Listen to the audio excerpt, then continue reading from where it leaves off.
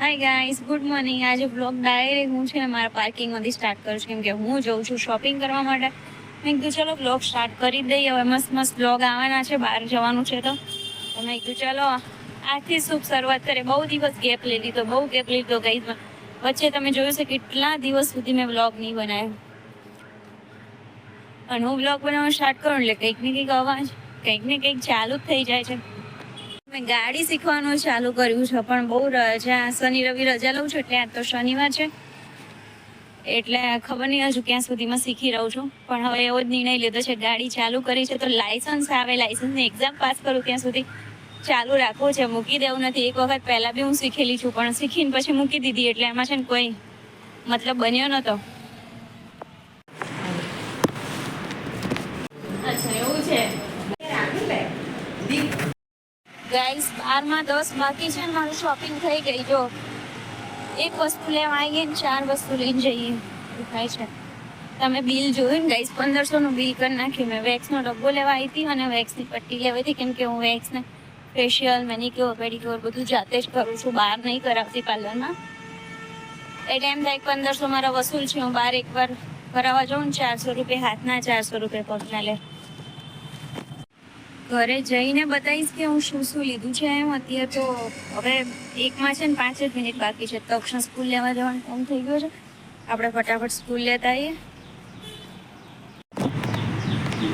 Guys shopping તો થઈ ગઈ છે. ગાઈસ એક વસ્તુ લેવા જાવ અને 5 વસ્તુ લઈને આવો ને મારો નિયમ છે. તમે બધા મારા રિવાજો કે મારાથી બહુ સારા સુધરેલા છો એ કહે છે. જો કે કામ વગરની વસ્તુ લઈને આવ ગાઈસ, હું પણ ગયા હોય એટલે ફરી નીકળાતું નથી ને, એના માટે લઈને આવું. જો હું છે ને બહાર ગઈ હતી, મારે આ પાર્સલ કરવાના હતા મારા કસ્ટમરના, રક્ષાબંધનના એ લોકોના, તો એ ભૂલી ગઈ છું. બધું રેડી કરી હતું. તો હવે કાલમાં સન્ડે છે ને, હવે આવી ગયો તો જો સાંજે મેળ પડે તો કરીએ જ, નહીં તો મંડે. જો કે એવું પાર્સલ એવું કરું છું કે સોમવાર કરીશ ને એટલે મંગળવાર મળી જશે, એટલે મને બહુ ટેન્શન નહીં વાતો. પણ હું શું લઈને આવી છું ને તમને બતાવી દઉં એકવાર. સૌથી પહેલા તો છે ને કઈ હું જાતે જ કરું છું wax. Roll on wax online મેં મંગાવેલું છે. રોલ ઓન આવે ને એની અંદર ભરીને જાતે જ કરવાનું. અને આ વેક્સનો ડબ્બો તમારે 2 વર્ષ ચાલશે એવું જ હોય છે. એટલા માટે છે ને આ મને પડ્યો છે ગઈ સાચું કહું, હું એ શોપ પરથી લઈ આવી, પણ મને એવું થયું કે એના કરતાં હું છે ને ઓનલાઈન મંગાવી લીધો હોત ને તો મને સસ્તો પડતો. તો તમારે ઓનલાઈન જોતો હોય ને તો લિંક હું ડિસ્ક્રિપ્શનમાં આપીશ. અને આ છે ને રીકા વેક્સ છે ગાઈઝ, એટલે છે ને જલ્દી વાળ ના આવે અને સ્કિન છે ને થોડી વ્હાઈટ લાગે તમે નોર્મલ વેક્સ કરાવો ને એના કરતા. અને આમ દુકાન મતલબ પાર્લરમાં કરાવો ને તો ખાલી રીકા વેક્સના 400 અને 400 મતલબ હાથના 400 અને 400 પગના એવું લેતા હોય છે. તો 800 રૂપિયામાં મને છે ને ડબ્બો મળી ગયો. 850 નો આવ્યો છે. 850 તમે બિલ મેં બતાવી, તમે જોયું તો વેક્સની પટ્ટા પતી ગયા હતા તો એ લઈ આવી. પછી છે ને ગાઈસ એક આ નેલ પોલિશ લાવી છું, પણ આ નેલ પોલિશ એટલે જેલ પોલિશ. એક મને છે ને લગભગ જ્યારે સ્ટાર્ટિંગમાં નીકળી ને 2-3 વર્ષ પહેલા જેલ પોલિશનો બહુ જ ક્રેઝ હતો, ત્યારે લગભગ 560 રૂપિયાની નેલ પોલિશ પહેલી વાર મને છે ને પારસે અપાઈ હતી. કીધું મારી તો આટલી 560 રૂપિયાની નેલ પોલિશ લેવાનો જીવ નહીં ચાહતો તો કે લઈ લે તને ગમતી હોય એમ કરી. ત્યારે તો બીજી મારી પાસે જેલ પોલિશ સુકવવાનું મશીન ઓલરેડી મારા પાસે પડ્યું છે, એટલે મેં કીધું ચલો આપણે ટ્રાય કરવા. અને બ્લુ કલર મારી પાસે હતો નહીં તો એકદમ રોયલ બ્લુ. ગેસ ખબર નહીં હમણાંથી મારે રોયલ બ્લુ પાછળ ગાંડી થઈ ગઈ. મને હમણાં એવું થાય છે કે મારે રોયલ બ્લુ કલરના કપડાં બી લેવા છે. પછી એકા છે ને અંડર આર્મ્સ રોલર લાવી છું. આનાથી છે ને આ બધાની લિંક તમારે જોઈએ ને તો ઓનલાઈન બધું અવેલેબલ છે. આના કરતાં ઓછી કિંમતમાં. પણ મારે હવે છે ને બહાર જવાનું થયું હતું, ઓનલાઈન મેં જોયું ને તો મને મળે એટલું જલ્દીમાં નહોતું લાગતું. અને અંડર આર્મ્સના એમાં તો છે ને મારે લેઝર ટ્રીટમેન્ટ ચાલુ છે, એટલે લેઝરના લીધે હવે ધીમે ધીમે હેર ના આવતા હોય ને એના માટે પછી સ્કિન ધીમે ધીમે વ્હાઈટ થતી જાય. પણ સાથે સાથે તમે કંઈક રોલર ને એવું લગાવતા રહો ને એટલે થોડું સારું રહે. કેમ કે અહીંયાથી જે સ્કિન ઉખડતી હોય ને એના બદલે આપણે લેઝર કરાવો ને એટલે થોડું જલ્દી સારી મળે સ્કિન. પછી આટલી નાની ફેશિયલ કિટ લાવી છું. આ મેં ઓનલાઈન મંગાવ્યું ને તો મને આના કરતાં સસ્તી પડતી. અને મેનિક્યોર પેડિક્યોરની કિટ લાવી છું આટલી. બધું જ ગઈ છે. મેનિક્યોરના છે ને હાથના 800, પગના 800 અને 500 થી ચાલુ થાય છે. સરખું કરો એટલે 800 ને 800. એના કરતાં હું 200 રૂપિયાનું આ લાવી, 200 રૂપિયાનું આ લાવી, 250. આની કિંમત તો જોવો પડતો મારે 399 છે. કેટલા પડે ખબર નથી, ડિસ્કાઉન્ટ કરીને કહેતા હતા એટલે આ બધું થઈને ટોટલ 1500 રૂપિયાનો આપણો સામાન લઈ આવ્યા છીએ. પણ પાર્લરના ઘણા બધા પૈસા બચે છે. ત્યાં તો એક વખતનું નથી એમ. આ ફેશિયલ કીટ એક વખતમાં બતાવતા હોય છે, પણ આપણે એક વખતમાં નથી કરાવતા. મારી પાસે હજુ તમને બતાવો ફ્રીજમાંથી. મારી પાસે છે ને હાઇડ્રા ફેશિયલ કીટ બી પડી છે.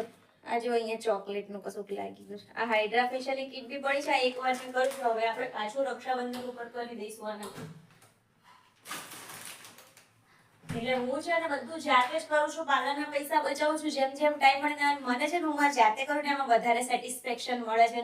સાવ ઘરનો જ પ્રસંગ હોય છે. મેં મારા ભાઈના લગ્નમાં, પછી દિયરના લગ્નમાં એવો એકદમ ક્લોઝ નજીકનો પ્રસંગ હોય જ્યારે આપણને ટાઈમ બી ના હોય અને એમ થાય એકદમ પ્રોપર કરે ત્યારે જ પાર્લર કરવાનું. બાકી તો ઘરે જ કરીને આપણે કરી લેવાની મોજ મજા મસ્તી. ટાઈમ ભલે ના મળે પણ ટાઈમ કાઢી કાઢીને કરવાનું બધું. ભલે ના મળે પણ ટાઈમ કાઢી કાઢીને કરવાનું બધું. આજ શનિવાર છે, આવતા શનિવાર જવાનું સોમનાથ. પણ અત્યારથી હું તૈયારી કરીશ ને તો છેલ્લા ટાઈમે હું એવું કહેતી હશું તમને કે બહુ મોડું થઈ ગયું, બહુ મોડું થઈ ગયું, બહુ ભાગવું પડશે. આ કામ બાકી રહી ગયું, આ કામ બાકી રહી ગયું, આ કામ બાકી રહી ગયું, આ કામ બાકી રહી ગયું, આ કામ બાકી રહી ગયું. મારું ચાલતું જ રહેશે. અને આ મારું છે આતાનું નથી. દર વખતની આ જ વસ્તુ છે આપણી જોડે. દર વખત આની આ જ પોઝિશન. અત્યારની સજવાન કેમ છોકરાઓ એટલે એ લોકોનું પેકિંગ કરો, નાસ્તો બનાવો, ખાવાનું બનાવો. અને મને મારી પોતાની જાતને કેવું કે ક્યાંય જઈએ તો વ્યવસ્થિત જો લખર વગર જો મને ના ગમે. બહાર નીકળીએ તો આમ લાગવા જોઈએ કે આપણે વ્યવસ્થિત છે. જો મારા હેર બી જોડે